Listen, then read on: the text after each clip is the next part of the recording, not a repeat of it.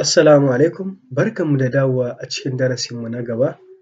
A darasinmu da ya gabata mun yi magana akan idan za ka rubuta rukuni na rubutu za ka yi amfani da me? Da p-tag, wato p-tag yana nufin me? paragraph, wanda yake nufi shi ne p-tag, open p-tag da closing nashi shi ne yake magana akan me?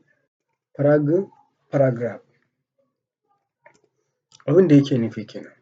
Muna rubuta shi ne a jikin me? Opening tag da kuma me?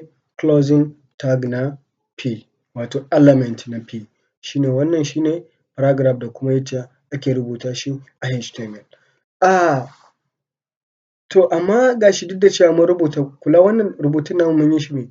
Layi ɗaya, biyu, uku, wannan layi ɗaya, biyu, shi ma uku, wannan layi ɗaya, biyu. To amma a browser mu ga shi duk da cewa mun yi reload nashi ku gani, wannan ya fito me? A layi biyu, wannan a layi ɗaya, wannan ma a layi ɗaya. Bari mu buɗe browser duka mu gani, dukansu sun fito a layi ɗaɗɗaya. Me ya sa?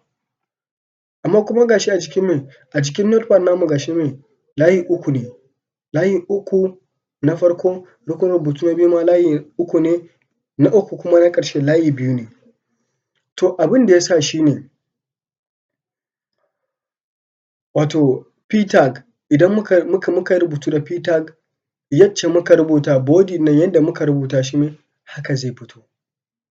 Idan muna so rubutun ya fito ya sauka a layi na ƙasa, ya zo shi wannan ya zama layi na biyun nan, ya ƙara zuwa ya layi na ukun nan, sai mun yi amfani da abin da ake ce masa break.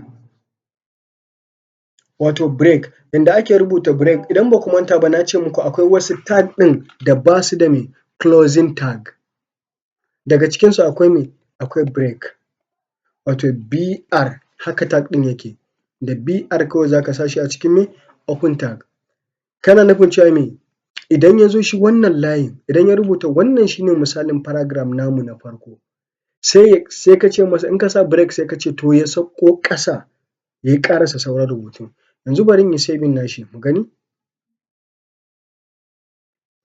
Bari mu zo cikin browser namu, ga shi nan yanzu kun ga wannan shi ne misalin paragraph namu na farko, amma me? Bai yi break ɗin ba. Bari mu yi reload, amma da muka yi reload me?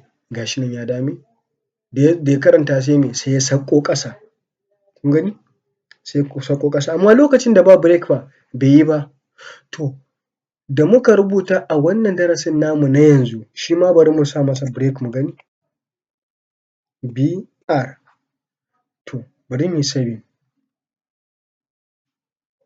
muka yi saving nashi, bari mu yi reload, kun gani ya zo me? Shi ma ya zo shi a ƙasa saboda mun sa masa break.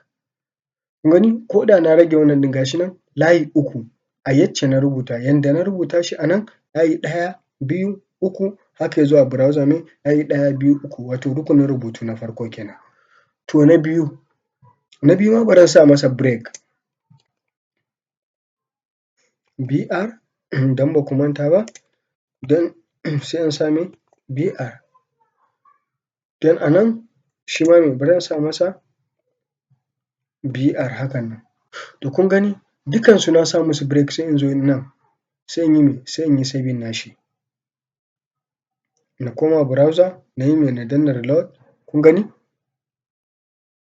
rukunin rubutu na farko me? Ya fita yadda na rubuta a jikin notepad. Na biyu ma me? Ya fita yadda na rubuta, amma duk da haka ku kula da wani abu, yanzu misali na ce na ɗan ba da space tsakaninsu da yawa, yanzu misali na ba da space a tsakaninsu, space ɗin da ke tsakaninsu yana da yawa. Misali yanzu bari in yi saving nashi in gani,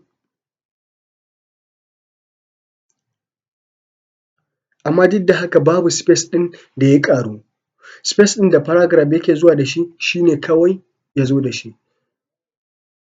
To idan muna so, yanzu misali kuma idan muka ce muna so har wannan space ɗin ya fito, ya za mu yi? Akwai wani tag da za mu yi amfani da shi a bidiyo namu na gaba? Insha Allah.